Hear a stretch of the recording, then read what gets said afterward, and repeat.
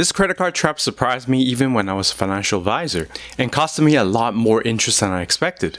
Have you ever felt like you were tight on cash flow? And when you saw your credit card bill, you wondered, what if I paid less than the full balance? Well, I didn't realize how bad of an idea it was until I learned the hard way in my earlier years.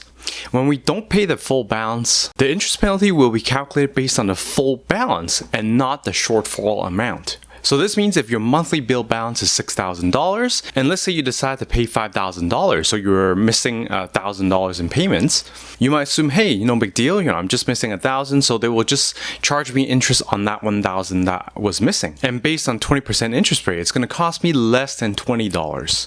But in reality, what really happens is they'll calculate your interest penalty based on the full $6,000. So at 20% interest, they'll charge you $100 for missing that $1,000 payment. In fact, they'll actually charge you the same $100 even if you're only missing $100 or even just $10. And that's like a 10% penalty for that 1 month. So if your situation allows, always pay off the full balance. And before I give you the last tip, if you want to achieve financial independence and freedom, make sure you hit the subscribe button. Alright, so if you want to make sure you don't make the same mistake I did, which is honestly pretty stupid. So what happened was I was trying to manually make the credit card payments. And I actually made a typo when I was keying in the payment amount. And I ended up paying $100 less than the full balance. And obviously they charged me the interest penalty based on the full balance and not the missing $100.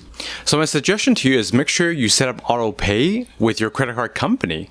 So they will actually be the one that's automatically withdrawing the full balance from your bank account on the due date. And this way you can just forget about it and never worry about missing the deadline. Also, another benefit of doing this is that your money will actually stay in your savings account until the very last minute, which means it will actually continue to earn you interest.